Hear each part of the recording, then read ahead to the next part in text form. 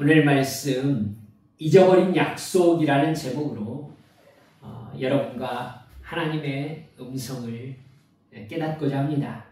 하나님과 우리와 맺은 약속이 어떤 것인가에 대해서 깊이 생각하시는 시간이 되셨으면 좋겠습니다. 오늘 우리가 읽은 성경 말씀에는요, 마치 사무엘 상하, 이게 부록처럼, 사무엘 하 지금 21장, 22장, 23장, 24장 지금 마지막이거든요. 마지막인데 여러분이 성경 기록을 이제 보실 때 굳이 이렇게 막 자세하게 알지를 못하더라도 염두에 두셔야 될 성경의 기록 방법이 있습니다. 뭐냐면 그게 동심원 구조라고 해요. 그래서 성경은요, 가장 핵심의 내용을 한 가운데 두고요, 그 다음 내용으로 둘러싸는 경향이 있어요. 여러분, 그러면 그 식으로 우리 사무엘 상하의 말씀을 본다면 한 가운데 있는 말씀은요, 다윗이 하나님께 복을 받아가지고 이스라엘이라는 나라를 세워가는 역사, 그게 한가운데 있어요. 다윗의 승리를 기록한, 그러니까 사무엘상 뒷부분과 사무엘하 10장까지 정도의 말씀, 이 말씀이 한가운데 있습니다. 그리고요, 맨 가에 내용이 뭐냐면요, 사무엘상 1장, 그리고 지금 우리가 읽은 본문과 같은 그런 내용들, 뭘로 둘러싸여 있어요? 사무엘상 1장, 2장이 누구의 얘기죠? 생각나실 건데요, 한나의 얘기예요. 한나의 얘기. 여러분, 핵심이 다윗의 이야기인데 맨 가에는요, 한나의 이야기로 이렇게 되어 있어요. 한나의 이야기, 그리고 사무엘의 이야기. 그리고요, 지금 우리가 읽은 이 본문 맨 끝이 지금 사무엘 하 끝부분이잖아요. 여기는 지금 이방 족속인 기브온 족속과 관계된 이야기가 적혀 있는 거예요.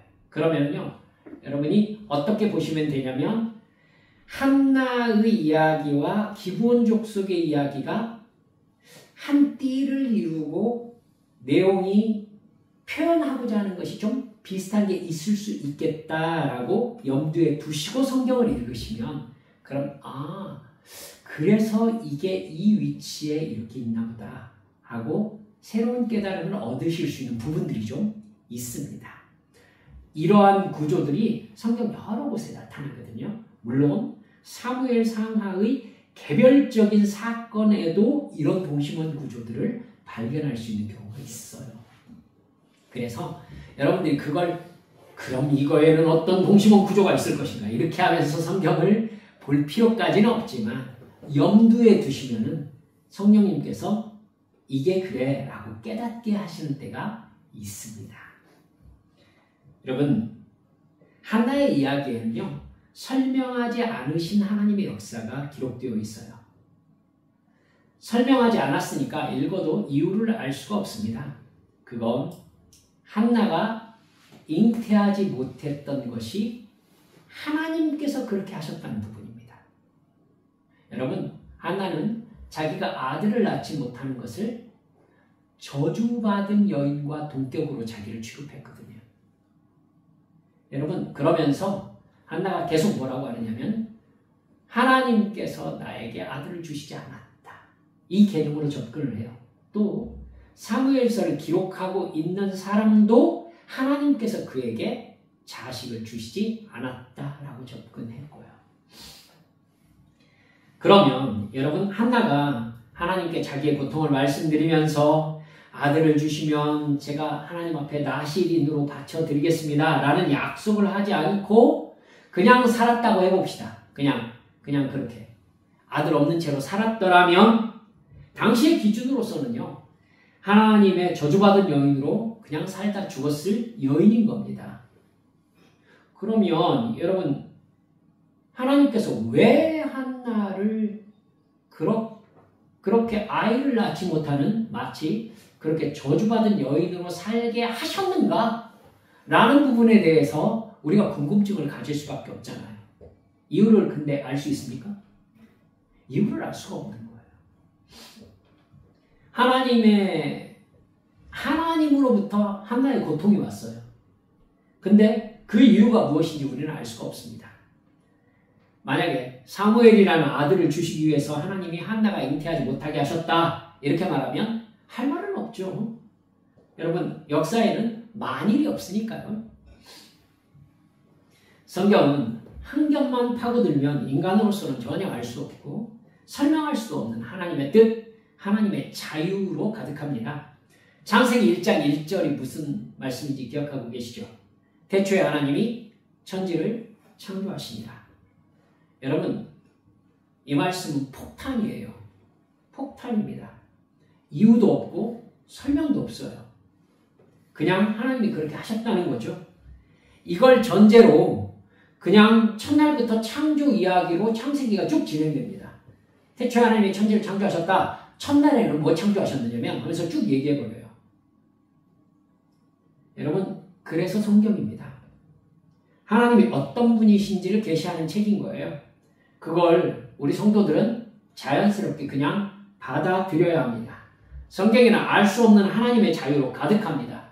우리는 하나님의 그 자유가 우리를 사랑하시는 행위라는 걸 믿는 거예요.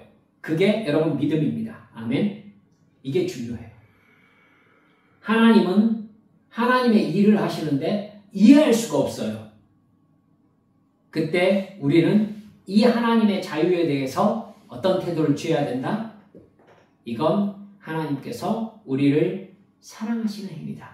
할렐루야. 이걸 붙잡으시라는 거예요. 이게 믿음이에요. 여러분, 우리가 읽은 성경 말씀의 내용에도요, 마치 사무엘서를 둘러싸고 있는 것처럼 우리가 충분히 이해할 수 없는 하나님의 행하심이 기록되어 있습니다. 여러분, 그러나 한나의 이야기에서는 잘 설명되지 않는 부분이요, 오늘 본문에서는 비교적 이해할 수 있게끔 나와 있어요.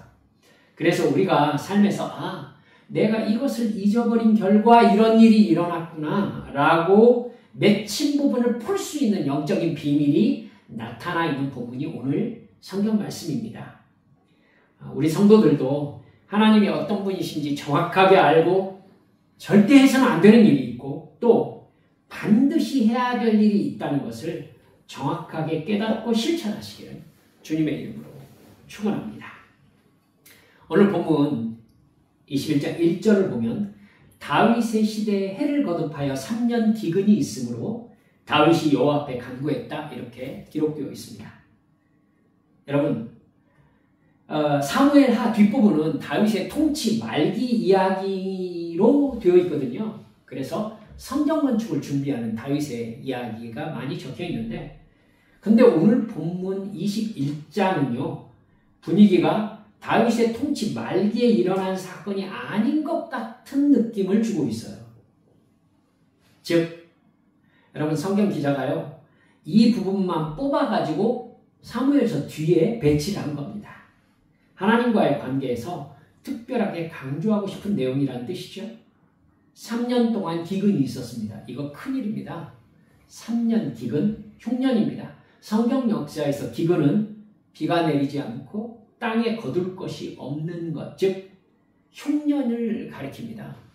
여러분, 성경에서 흉년은 언제나 1차적으로 하나님의 징계였습니다. 기근이라는 말이 한자로는요, 굶주릴 기자, 모자랄 기자, 결핍 기자입니다. 그리고 굶주릴 근자, 흉년들 근자입니다. 그러니까 이 글자가 다 흉년이라는 의미예요. 흉년으로 먹을 것이 없는 상황을 기근이라고 하는데, 여러분, 이때가 바로 통치자의 권력이 아무 쓸모가 없이 느껴지는 때입니다. 백성이 굶주릴 때, 전쟁에서 패배할 때, 또 전염병이 돌 때, 이 세 가지 상황은요, 통치자의 권력의 가장 큰 위기입니다. 굶주림이 없고 생명의 안전을 위해서 왕이 존재하기 때문이죠. 특히 이스라엘은요, 하나님이 다스리는 나라거든요. 하나님이 왕이십니다. 인간 왕은 하나님의 통치를 대리하는 위임왕입니다. 그러기에 하나님이 다스리는 하나님의 땅에 사는 하나님의 백성은 하나님의 말씀에 순종할 때 행복하고 풍요롭습니다. 신명기 28장에서 하나님은 하나님의 말씀에 순종하며 하나님을 사랑할 때에 신명기 28장 8절에 보면 이렇게 나오거든요. 여호와께서 명령하사 내 창고와 내 손으로 하는 모든 일에 복을 내리시고 내 하나님 여호와께서 내게 주시는 땅에서 내게 복을 주실 것이다. 12절에서는 여호와께서 너를 위하여 하늘의 아름다운 보고를 여시사 내 땅에 때를 따라 복을 내리시고 네 손으로 하는 모든 일에 복을 주실 것이다. 이렇게 나옵니다. 그러나 하나님을 섬기지 않고 이 세상의 즐거움과 육체의 만족을 위해서 살면 하나님의 말씀에 불순종하면 수많은 기근의 상황을 만나게 하실 것이다 라고 이미 말씀하셨어요. 38절에서 40절까지 제가 읽어볼 테니까 한번 들어보세요. 신명기 28장. 네가 많은 종자를 들에 뿌릴지라도 메뚜기가 먹음으로 거둘 것이 적을 것이며 네가 포도원을 심고 가꿀지라도 벌레가 먹음으로 포도를 따지 못하고 포도주를 마시지 못할 것이며 네 모든 경내에 감람나무가 있을지라도 그 열매가 떨어지므로 그 기름을 내 몸에 바르지 못할 것이다. 42절에서는요. 네 모든 나무와 토지 소사는 메뚜기가 먹을 것이다. 이렇게 말씀하고 있어요. 여러분, 그래서 열왕기상 8장에 보면은 솔로몬이 성전을 짓고 하나님께 기도하면서 온 이스라엘에 축복할 때도 기근 상황에 대해서 솔로몬이 길게 강구하는 것을 읽어보실 수가 있거든요. 열왕기상 8장 35절에 솔로몬이 기도하면서 기근의 이유를 이렇게 얘기하는 것을 주의해야 합니다. 만일 그들이 주께 범죄함으로 말미암아 하늘이 닫히고 비가 없어서 주께 벌을 받을 때에 여러분 이스라엘 땅의 기근은 하늘이 닫힌 결과였어요. 하늘은 하나님의 복을 의미합니다. 하늘이 닫혀서 하나님께서 복을 주시지 않으므로 너희들의 삶에 기근이 닥치게 되었을 때, 굶주릴 때 여러분 이건 우리에게 뚜렷한 하나님과의 관계의 의미를 가르쳐주고 있어요. 아주 뚜렷합니다. 예수님을 믿고 거듭난 부활 생명으로 살아가는 우리에게 하나님과의 관계는 절대적입니다. 우리 삶은 하나님이 왕으로 다스리는 하나님의 영토입니다. 여러분 다시 외우세요. 우리 삶은 하나님이 왕으로 다스리는 하나님의 영토입니다. 아멘. 우리 건강, 우리 가정, 우리 직장, 우리가 맺고 있는 인간관계 모두 다 하나님의 통치 영역입니다. 따라서 하나님이 통제하여 안정감을 누리는 가나안 땅이 우리의 삶이 되어야 하는 거예요. 따라서 하나님의 말씀에 순종하며 사는 것이 우리 인생의 원칙입니다. 왜? 내 인생은 하나님의 영토니까. 그런 우리가 하나님과의 관계에 이상이 생기면서 죄에 빠져들고 불순종하면 우리의 삶에 기근과 전쟁과 전염병이 발생하는 건 자연스럽습니다. 즉 우리 인생에서 발생한 모든 기근 상황과 고통 상황은 하나님의 징계일 가능성을 가장 먼저 고려해야 된다는 거예요. 하나님께 시선을 집중하게 하고 하나님의 시선으로 나의 인생을 살펴보게 하시기 위한 하나님의 멈춤 신호, 빨간불인 거예요. 이게 바로 기근과 고난입니다. 그 부분에 대해서 여러분 다윗이 아주 잘 알고 있는 전문가였어요. 다시 말씀드립니다. 여러분의 삶에 기근과 전염병과 전쟁이 있을 때에는 반드시 하나님께 간절히 기도해야 합니다. 우리 삶은 하나님의 통제 아래 있는 하나님의 영토이기 때문입니다. 아멘. 다윗은 주권자 하나님께 기도합니다. 하나님은 다윗에게 응답하셨어요. 여러분 이유가 놀랍습니다.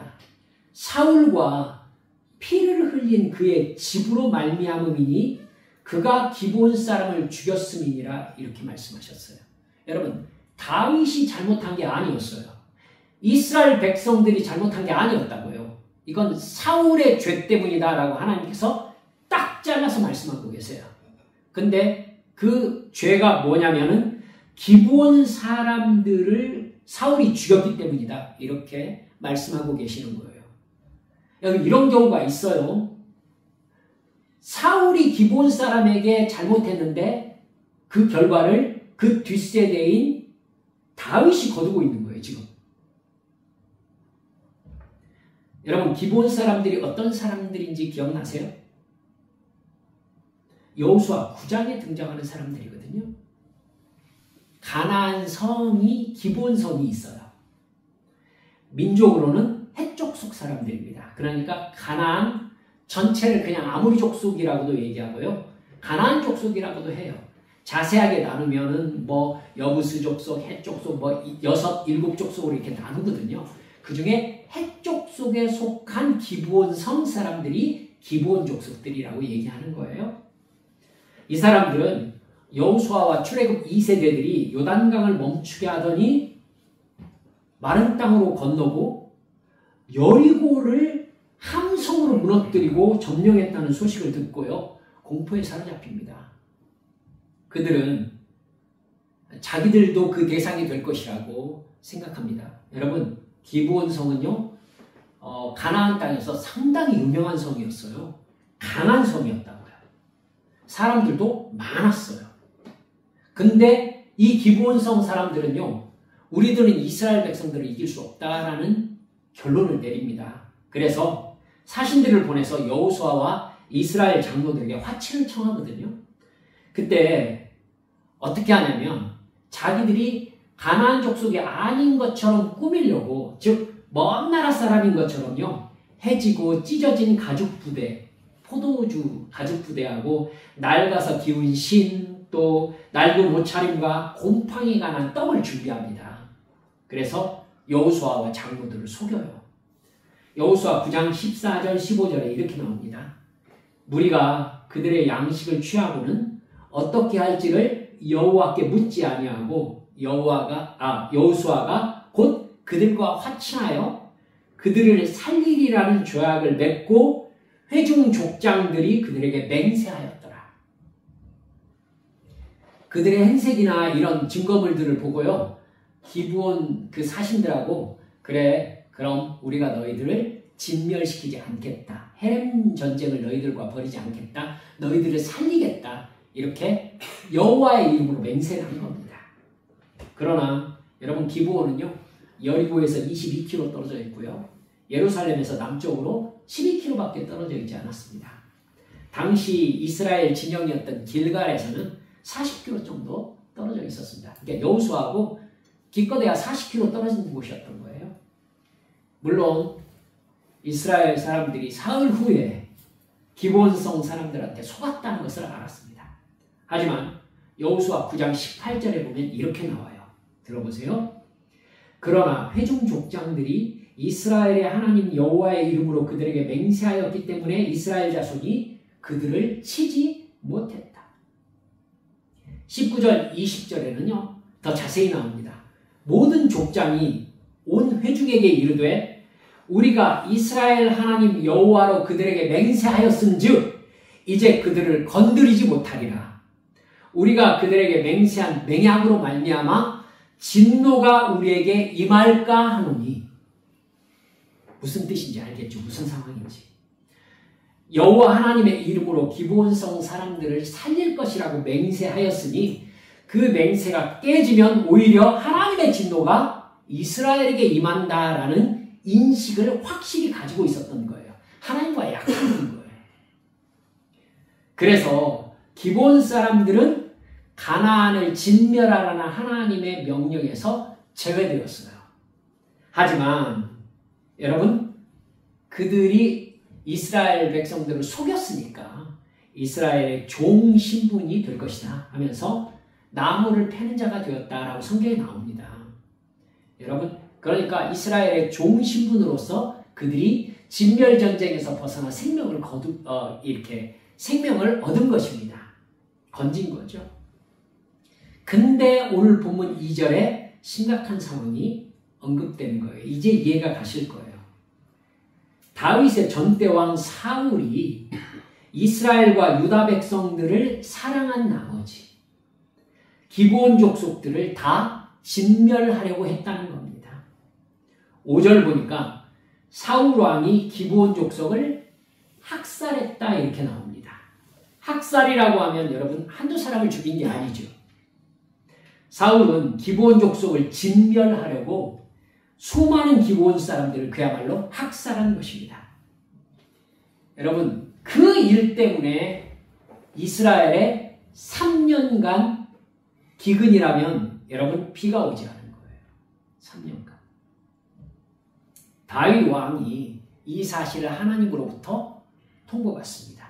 여러분 3년 동안 기근이 왔다는 거 보니까 다윗도 지금 이 상황이 하나님의 징계 상황이라는 것을 맨 처음에는 깨닫지 못했던 것 같아요. 3년 정도 기근이 있으니까 이건 보통 일이 아니다. 자연현상이 아니다. 라고 생각한 거죠. 기브온 족속들을 불러서 묻습니다. 3절에 보니까 이렇게 나옵니다. 다윗이 그들에게 묻되 내가 너희를 위하여 어떻게 하랴? 내가 어떻게 속죄하여야 너희가 여호와의 기업을 위하여 복을 빌겠느냐? 여러분 기가 막히죠. 기브온 족속들이 하나님 앞에 이스라엘의 복을 주옵소서라고 기도하지 않으면은 하나님께서 이 상황을 회복시켜 주시지 않는다는 상황을 알게 된 거잖아요. 그렇죠? 그러자 기브온 사람들이 뭐라고 하냐면 우리를 학살했던 사람의 자손 7을 주십시오. 사울의 고을 기브아에서 그들을 여호와 앞에서 목매달겠습니다. 다윗은 사울의 후손 7명을 기브온 족속에게 내어줍니다. 기브온 족속들은 그 7사람을 산 위에서 여호와 앞에 목매달아 죽게 합니다. 기브온 사람들이 한 행동에 자꾸 뭐가 나오냐면요. 여호와 앞에라는 말이 자꾸 달려 나옵니다. 그들의 행위가 개인적인 복수 차원의 얘기가 아니라 하나님과의 맹세가 깨진 것에 대해서 그 맹세를 회복함으로 말미암아 하나님의 맹세가 깨진 저주를 풀려고 하는 상황이라는 걸 강조하기 위해서 여호와 앞에 목매달았다. 여호와 앞에서라는 말이 반복되고 있는 겁니다. 여러분 이해하셔야 돼요. 그 뒤에 오늘 우리가 읽은 본문 뒤에요. 10절에서부터 보면은 참 가슴 아픈 이야기가 나옵니다. 여러분 사울의 족속 후손들이잖아요. 그러면 사울의 죄로 말미암아 사울의 후손 7명이 지금 남자가 목매달아 죽임을 당한 겁니다. 사울의 딸 리스바가 아들을 잃었습니다. 아들을 내줘야 했어요. 근데 그 리스바가 아들들이 죽은 그 시체가 놓여있는 그 바위 위에 새가 앉지 못하도록, 새가 뜯어먹으니까 새가 앉지 못하도록 오랫동안 땅에 비가 내릴 때까지 밤낮으로 새를 쫓는 장면이 나옵니다. 어미로서 참 가슴 아픈 모습 아니겠습니까? 그 일에 대해서 다윗이 보고받아요. 다윗은 그 보고를 받고요. 사울과 요나단의 뼈를 길르앗 야베스 사람들에게서 가져왔다고 기록되어 있습니다. 사울이 여러분 어떻게 죽었죠? 길보아 산에서 블레셋과 싸우다가 자기 칼로 이렇게 자살했습니다. 그리고 요나단도 거기에서 전사했지요. 그러자 블레셋 사람들이 사울의 시체와 사울의 아들들 요나단을 포함한 그 시체를 블레셋이 가져다가 벳산 성벽에 못 박았다 이렇게 나오거든요. 여러분 그때 당시에는 적의 왕을 우리가 이렇게 죽였다라고 성벽에 못 박는 게 승리의 징표로 있었어요. 그 소식을 듣고요. 길르앗 야베스의 용사들이 밤에 쫓아가가지고 사울의 시체와 그 사울 왕의 아들들의 시신들을 모두 다 탈취해 옵니다. 그래서 길르앗 야베스의 땅에 장사하고 7일을 금식하였다. 이렇게 성경에 기록되어 있거든요. 여러분, 사무엘하 31장 내용이에요. 그 유해들을요, 사무엘상 31장, 그 유해들을 다윗이 찾아와서 이번에 죽은 사울의 후손들과 더불어서 사울의 가족 묘에 장례를 치러주었다라고 나온 것입니다. 여러분이 아시듯이 여러분 이스라엘의 장례는 조상들의 뼈가 있는 그 가족의 묘에 후손들의 뼈가 계속 쌓이는 구조잖아요. 그렇기 때문에 내가 조상들에게 돌아간다라는 얘기는 그 뼈 위에 내 뼈가 쌓인다라는 의미거든요. 다윗이 사울 왕가의 집안 장례로 이렇게 마무리해 준 겁니다. 그건 이번 조치가 사울 왕에 대한 유감이나 복수가 아니라 하나님과의 맹세, 즉 약속이 어겨진 것에 대한 하나님의 진노에 응답한 행위라는 걸 드러내기 위해서입니다. 우리가 주목해야 될 부분은 14절 마지막 부분입니다. 그 후에야 하나님이 그 땅을 위한 기도를 들으시니라. 이 문제가, 즉 3년의 기근이 하나님과의 관계에서 발생한 문제였다는 것을 나타내주고 있는 결론이지요. 하나님께서 이 문제가 이렇게 해결된 것에 대해서 승인하신 거예요. 하나님의 저주가 거두어진 것입니다. 우리는요, 이 사건에 대해서 여러 의문점을 가질 수 있습니다. 왜 사울왕이 잘못했는데 그의 후손들이 제물로 바쳐진 모양이 되었는가? 이런 식으로 문제를 해결하시는 하나님이 모르신가? 대답하기 어렵습니다. 한나가 왜 아들을 낳지 못하는 사람이 되었는가? 대답하기 어렵습니다. 어려워요. 몰라요. 왜 하나님이 이런 식으로 문제를 해결하시는가? 모른다니까요. 하지만 방향을 한번 바꿔봅시다. 기브온 사람들은 하나님의 백성 공동체로 승인받은 사람들입니다. 그죠? 근데 억울하게 하나님이 세우신 사울 왕에 의해서 민족 전체가 진멸 대상이 되어서 상당히 많은 사람들이 학살당했습니다. 여러분, 그들도 모두 다 가족을 잃은 거예요. 그렇죠? 여러분, 무슨 이유로 사울 왕이 다 죽이지 않았는지는 나타나 있지 않아요. 하지만 굉장히 많은 사람이 학살당했다라는 것은 짐작할 수 있겠죠. 그럼 왜 중단했는지 모르지만 중단 사유가 없었다면 사울 왕은 자기가 하는 행동이 하나님을 섬기는 행동이라면서 가나안 족속인 기브온 사람들을 모두 다 진멸했을 거예요. 그렇죠? 그 사울이 죽었습니다.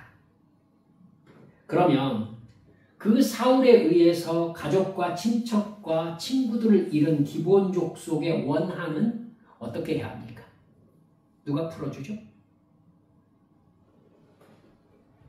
하나님이 살리시겠다고 약속하신 그 언약은 기브온 족속에게 무슨 의미가 되느냐고요. 억울한 대로 그건 어쩔 수 없지 뭐 하고 지나간 일이잖아 하면서 살아야 됩니까? 그럴 것 같으면 하나님의 신실하심, 하나님의 공의는 어떻게 나타나야 하죠? 마지막 심판 때에나? 여러분, 깊이 생각해야 합니다. 여러분, 그래서요, 사무엘하 21장 이 사건에서 여러분, 가장 처음 하나님께서 뭐라고 하시냐면 사울 왕이 하나님과의 언약을 이렇게 어겼기 때문이다 라고만 딱 얘기되고 있어요. 그리고 그 약속이 지켜지지 않았다라는 사실 앞에서 가슴 아픈 사람들이 등장하고 있는 거예요. 여러분, 냉정하게 우리가 인정할 수밖에 없는 게요, 하나님께서 일체의 감정을 표현하고 계시지 않아요. 뭐 진노하셨다든지 하나님이 막 화가 나셨다든지, 하나님은 단순히 언약이 깨졌다, 하나님과의 관계에서 절대로 있어서는 안 되는 일이 일어났다. 이 약속은 하나님과의 언약 관점에서 다루어져야 한다. 이렇게만 표시하고 계시는 거예요. 분명히 처음 기브온 족속과 이스라엘 장로들이 여호와 하나님의 이름으로 맹세했을 때에 이 맹세가 깨지면 하나님의 진노가 이스라엘에게 임한다는 것을 여호수아도 이스라엘도 알고 있었어요. 그 역사적 사실에 대해서 사울 왕이 몰랐을까요? 사울 왕이? 여러분, 몰랐을 리가 없어요. 사울 왕은 틀림없이 이스라엘 백성들에게 자기가 얼마나 이스라엘 백성들을 사랑하고 유다 족속을 사랑하는지를 보여주기 위한 증거로 자기들 가운데 섞여 있는 가나안 족속인 기브온 족속들을 죽이려고 했을 겁니다. 이게 민족적 순수성을 되찾는 방법이다 라고 사울이 아마 주장했을 거예요. 그렇게 사실은 그 행동을 함으로 인해서 사울은 무엇을 얻고자 했던 거예요? 사실은 왕권 강화를 얻고자 했던 거잖아요. 자기 유익을 위해서 하나님과의 맹세를 깨뜨린 사울의 죄는요, 반드시 이스라엘 안에서 하나님이 짚으셔야 하는 죄였던 겁니다. 사울의 눈에는 하나님이 아니라 자기 권력과 이익만 보였기 때문이죠. 그래서 하나님과의 관계 안에 맺어진 맹세를 다 알면서도 지금 기브온 족속을 학살한 것입니다. 이제 이 사건이 여러분 안에 어떤 구조로 이런 일들이 일어났구나 라고 정리가 되셨다면 여러분이 하나님과의 관계에서 맺으신 약속이 있으십니까? 라고 저는 여쭈어야 합니다. 혹시 그것을 하나님께서 분명히 기억하고 계시다는 사인을 받으신 적이 있으십니까? 그렇다면 그 약속은 내 삶에서 중대한 영향을 끼치고 있다는 사실을 잊지 마시기 바랍니다. 다윗 시대에 여러분 우리나라처럼 물 많은 나라가 아니에요. 비가 오지 않으면 곧바로 먹을 것이 떨어져 버리는 건조지역입니다. 팔레스타인 지방이지요. 3년 동안 굶주림이 발생했습니다. 여러분 우리나라에 1년 동안 비가 안 왔다고 해보십시다. 우리나라에도 엄청난 문제일걸요, 그게. 근데 그 건조지역에 3년 동안 비가 오지 않은 거예요. 식물들이 죽고 짐승들이 죽어나갔을 것입니다. 사람들은 살겠습니까? 여러분 3년 반 동안 비가 오지 않은 엘리야 시대 때에 여러분 사르밧 과부가 마지막 빵을 만들어 먹고 우리는 죽으려고 했다라고 얘기하잖아요. 그렇죠? 여러분 죽은 사람이 속출했을 가능성이 있어요. 다윗이 이 기근의 원인이 하나님과의 관계에 있다는 영적 진단을 올바로 해내지 못했다면 엄청난 피해를 입었을 거예요. 우리들이 기억하지 못하는 하나님과의 약속으로 인해서 우리가 생각하지도 못했던 정말 고통스러운 상황에 직면할 수 있습니다. 그때 이런 문제가 발생할 만한 하나님과 나와의 관계에서의 문제를 우리도 다윗처럼 정확하게 진단해낼 수 있어야 됩니다. 분명히 하나님께서는 성령님의 내적 감동을 통해서 혹은 목사님의 설교 말씀을 통해서 기도 시간을 통해서 우리가 성경 말씀을 읽는 그 과정을 통해서 우리에게 깨닫게 해주십니다. 너는 나와 이런 약속 아래 있는 사람이다. 너는 나와 이렇게 약속했었다. 그리고 그 약속을 토대로 너의 오늘이 진행되고 있다. 여러분, 약속이라는 것은 그 약속 위에 내가 있다는 얘기예요. 하나님과 우리와의 약속이 지금 나의 삶에 영향을 끼치면서 진행되고 있다는 뜻이거든요. 우리가 예수 그리스도를 믿는다는 것은 그 믿음의 약속으로 인해서 우리가 하나님의 보호와 은혜를 받는 대상이라는 걸 의미합니다. 여러분, 그 과정에서 우리와 하나님과의 약속이 일어났던 거예요. 그걸 깨닫게 해주셨을 때 우리가 하나님 그렇게 약속할 때하고 지금은 상황이 다르잖아요. 여러분, 이게 문제예요.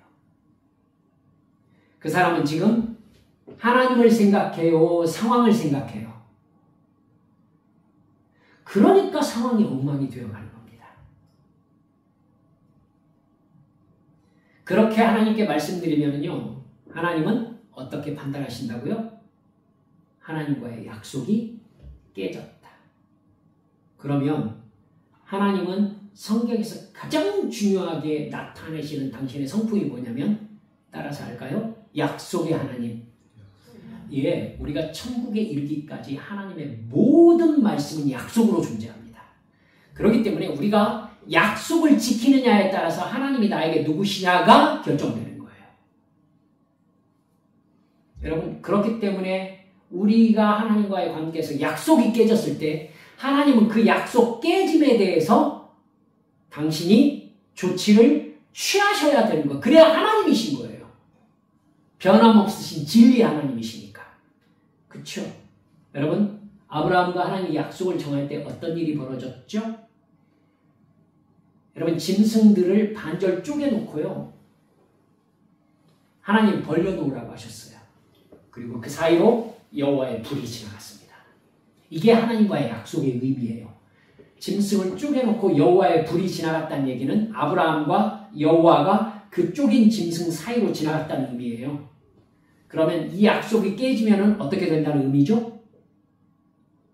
이 재물과 같이 나의 생명을 마치게 하시겠다는 저주를 감당하겠다는 뜻입니다. 여러분, 그렇기 때문에 하나님과의 약속이 깨졌을 때 하나님은 우리에게 업신여김을 당했다라고 생각하시는 거예요.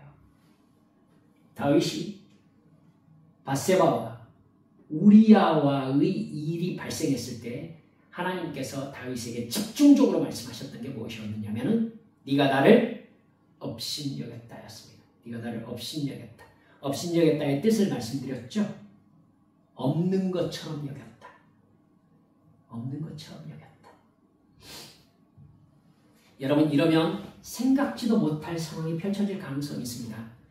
하나님이 나에게 다시 기억나게 하시는 상황은요, 내가 쉽게 감당하지 못하는 상황이 될 수 있다는 말입니다.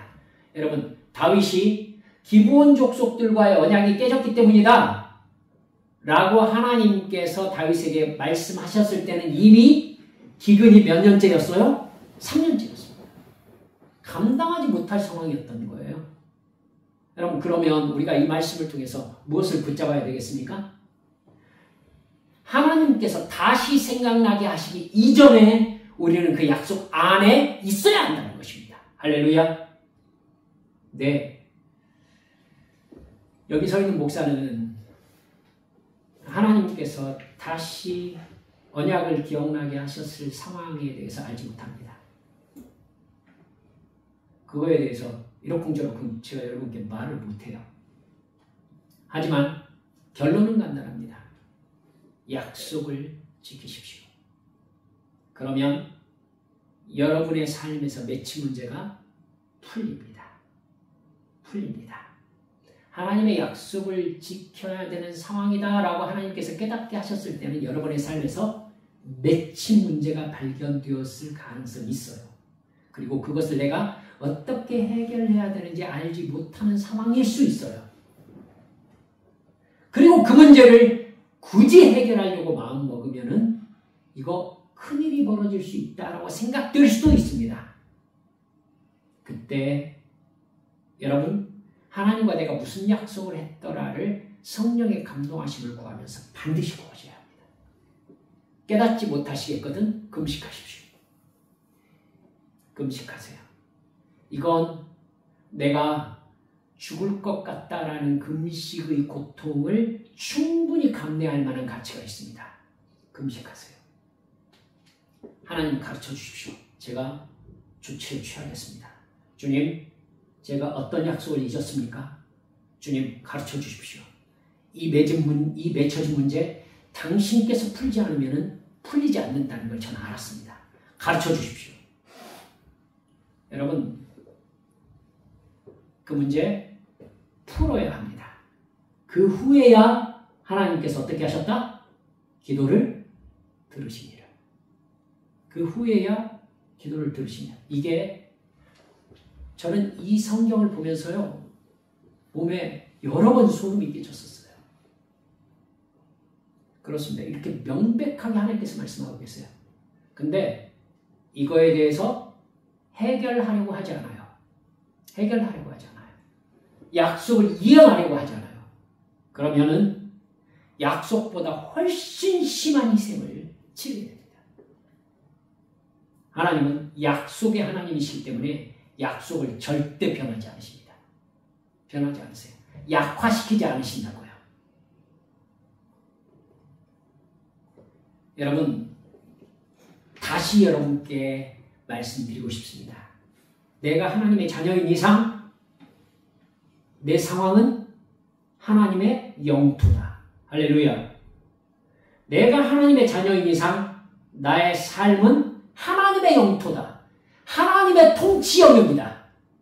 하나님이 주관하신다. 그렇기 때문에 하나님과 무슨 약속이 있든지 하나님과 맺은 약속, 간단하게 기도의 약속으로부터 해서 하나님께 뭔가를 드리겠다, 하나님과 이렇게 내가 하나님을 위하여 살겠다, 성령께서 일깨워 주시는 약속을 생각해내시고 지키십시오. 그래야 풀립니다. 할렐루야. 기도하십시다. 사랑하는 여러분들을 협박하고 싶어서 설교를 준비한 게 아닙니다. 성령께서 저에게 감동하셔서 성도들에게 가르치라고 하셔서 제가 말씀을 준비했습니다. 저도 이 문제를 이전에 하나님께서 짚으시면서 해결하라고 하셔서 해결했었습니다. 사랑하는 여러분들이 하나님께 맺은 약속이 무엇입니까? 주여, 회개합니다. 주님, 그 약속으로 돌아가게 해주십시오. 그리고 주님께서 제 기도를 들으시도록 우리의 하나님과 맺은 약속, 하나님과의 사랑의 관계가 온전히 회복되도록 회복의 단계로 나아가게 해주십시오. 하나님과 함께 통성을 기도하시겠습니다. 기도합니다.